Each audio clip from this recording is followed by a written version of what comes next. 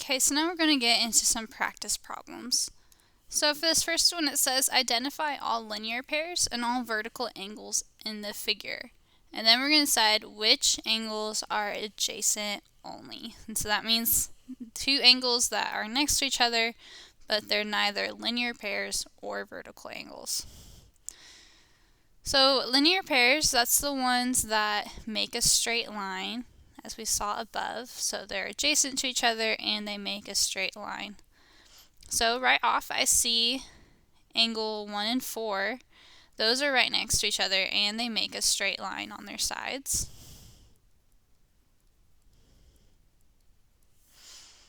I see angle 4 and angle 5 are also right next to each other and they make a line.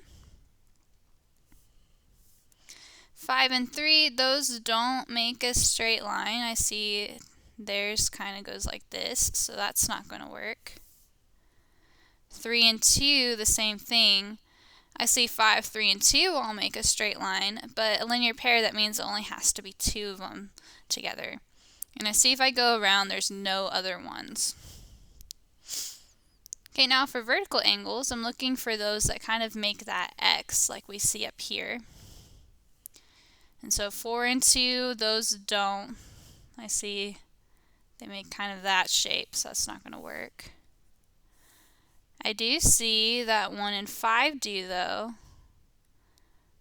And they're making X like that, so angle 1 and angle 5.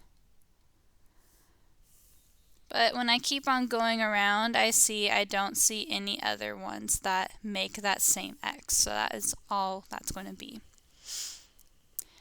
Okay, now I'm looking for the ones that were adjacent only, so it's going to be pretty much all of the other pairs. So angle 1 and 2,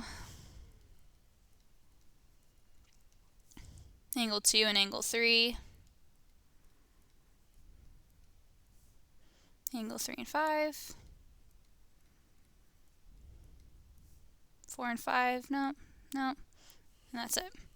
So again, these were the ones that shared a side, but they didn't make vertical angles or linear pairs. Okay, go ahead and pause the video, and I want you to try and do this next one. So for this one, that first one, you should have gotten linear pair, angle 5 and 6. I see their sides make a straight line of opposite rays, so that means that they are a linear pair. Angle 7, so that's going to be this angle right here, and then angle SPU, so that is this angle. So although that they share the same side, I see that this angle 7 is in angle SPU, so that means they're not adjacent. In order for this to have been adjacent, I would have needed that other angle to be on this other side. So that one's not adjacent. And then angle 7 and angle 8, I see that those are also not sharing a side, so that means they're not adjacent as well. Okay, let's try this next one. So this one says two angles form a linear pair. So I know that means they're going to add to 180. The measure of one angle is 5 times the measure of the other angle. I want to find the measure of each angle. So I don't know the measure of either angle, so I want to say x equals angle measure. But I do know that one of them is 5 times the measure of the other. So that means I have one angle measure, which is x, and the other one is 5 times that. So my other one's going to be 5x. And since they're a linear pair, they add up to 180. Well, x plus 5x, I get 6x. And then divide by 6 on both sides. And I get that x is equal to 30.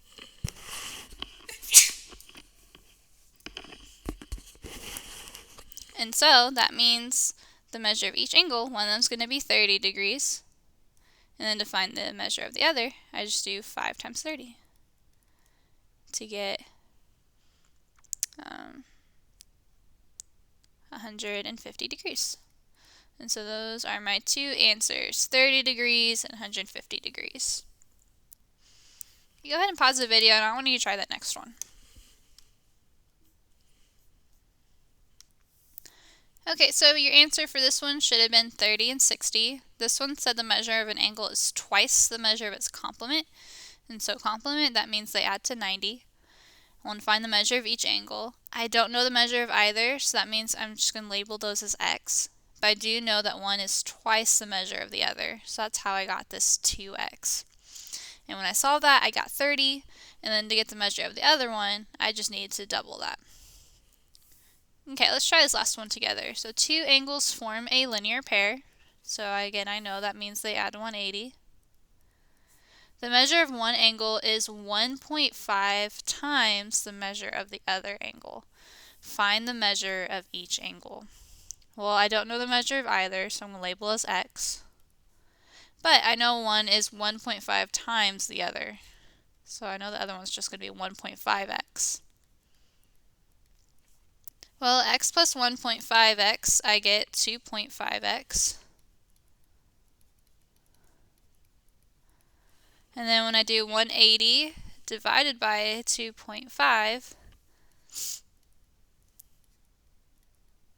I get that x is equal to 72 degrees. And so that's my answer for one of them. And then to find the other, I'm just going to do 1.5 times 72. And when I do that, I get 108 degrees. Okay, that's it for this video. You can go ahead and move on to the next one where we'll be talking about interpreting a diagram.